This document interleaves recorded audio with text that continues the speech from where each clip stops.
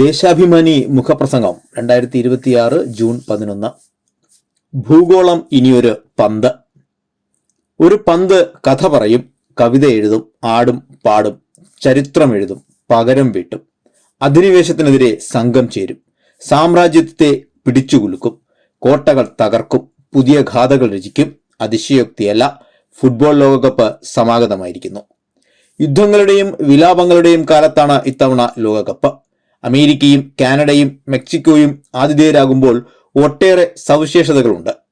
3 രാജ്യങ്ങൾ ഒരുമിച്ച് ലോകകപ്പ് നടത്തുന്നത് ആദ്യമായാണ്. ടീമുകളുടെ എണ്ണത്തിലും വർധനയുണ്ട്.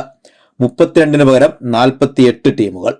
ജൂലൈ 19 ഫൈനൽ അടക്കം 104 മത്സരങ്ങൾ. ലോകത്തെ ഏറ്റവും ജനപ്രിയ കളിയാണ് ഫുട്ബോൾ. ജീവിതത്തിന്റെ സമസ്ത വികാരങ്ങളും സാഹചര്യങ്ങളും കുടിക്കൊള്ളുന്നതാണ് കാറ്റ് നിറച്ച തുകൽപന്തെന്ന് പറയാം. കളിയിൽ ജയമുണ്ട്, തോൽവിയുണ്ട്, തിരിച്ചടിയും വൻ വീഴ്ചകളും സാധാരണ. പരാജയപ്പെട്ടിടത്തു നിന്ന് ഉയർത്തെഴുന്നേൽക്കലുകളുണ്ട്.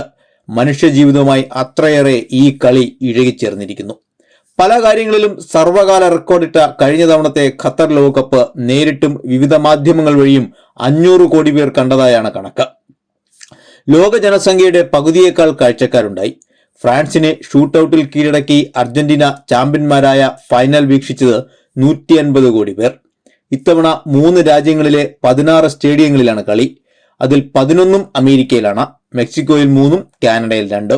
അമേരിക്കയിൽ 78 മത്സരങ്ങൾ, മെക്സിക്കോയിലും കാനഡയിലും 11 വീതം. ഇതിഹാസ താരങ്ങളായ പെലെയും മറഡോണയും ലോകകപ്പ് നേടിയ മെക്സിക്കോയിലെ അറ്റ്സ്കെ സ്റ്റേഡിയത്തിലാണ് കിക്ക് ഓഫ്. 1970 ഇറ്റലിയെ തോൽപ്പിച്ച് ബ്രസീൽ ചാമ്പ്യന്മാരായി. 1986 പശ്ചിമ ജർമ്മനിയെ പരാജയപ്പെടുത്തി മറഡോണയും അർജന്റീനയും ലോകകപ്പ് നേടി.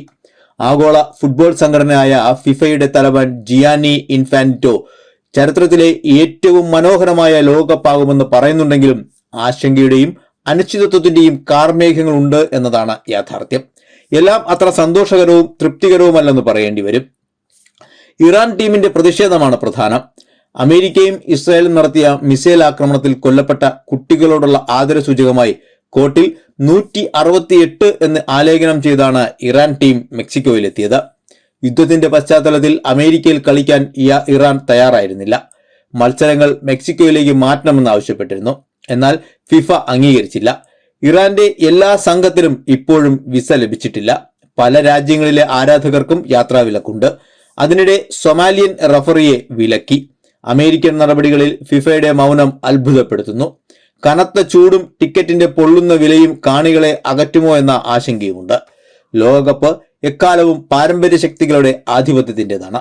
യൂറോപ്പും ലാറ്റിൻ അമേരിക്കയും തമ്മിലുള്ള ബലാബലത്തിൽ ഏഷ്യയും ആഫ്രിക്കയും പിന്തള്ളപ്പെടാറാണ് പതിവ്.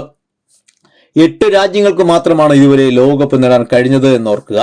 ബ്രസീൽ 5 തവണ ജേതാക്കളായപ്പോൾ ജർമ്മനിയും ഇറ്റലിയും 4 വട്ടവും കഴിഞ്ഞ തവണത്തേതടക്കം അർജന്റീന 3 തവണയും കിരീടം ചൂടി. ഫ്രാൻസും ഉറുഗ്വേയും 2 തവണയും ഇംഗ്ലണ്ടും സ്പെയിനും ഓരോ തവണയും ജേതാക്കളായി. ഇത്തവണയും ഈ രാജ്യങ്ങളെ ചുറ്റിപ്പറ്റിയാണ് പ്രവചനം. തുടർച്ചയായി 3-ാം തവണയും ഇറ്റലി യോഗ്യത നേടിയില്ലെന്നത് ഫുട്ബോൾ ആരാധകർക്ക് നിരാശയുണ്ടാക്കുന്നതാണ്. ഓരോ ലോകകപ്പ് കാലത്തും ഉയരുന്ന ചോദ്യമാണ് ഇന്ത്യ എന്ന് കളിക്കുമെന്നത്. ഫിഫ റാങ്കിങ്ങിൽ 139-ാം സ്ഥാനത്താണ് ഇന്ത്യ. 4 വർഷം മുമ്പത്തെ ലോകകപ്പ് കാലത്ത് 106 റാങ്ക്. അനിശ്ചിതത്വത്തിലായ ദേശീയ ലീഗുകളും ദീർഘവീക്ഷണമില്ലാത്ത ഫുട്ബോൾ ഫെഡറേഷനും ലോകകപ്പ് കളിക്കാനുള്ള സാധ്യതയെ പുറകോട്ടടിക്കുന്നു. ലോകകപ്പ് ആരവത്തിനൊപ്പം കേരളവുമുണ്ട്. നാടെങ്ങും ഇഷ്ട ടീമുകളുടെ കമാനങ്ങളും ബോർഡുകളും താരങ്ങളുടെ കട്ടൗട്ടുകളും ഉയർന്നു. ലയണൽ മെസ്സിയും ക്രിസ്ത്യാനോ റൊണാൾഡോയും നെയ്മറും ഒക്കെ കളമൊഴിയുന്ന ലോകകപ്പാണ്. പുതിയ താരങ്ങളും ടീമുകളും ഉദിച്ചുയരുമെന്ന പ്രതീക്ഷയാണുള്ളത്.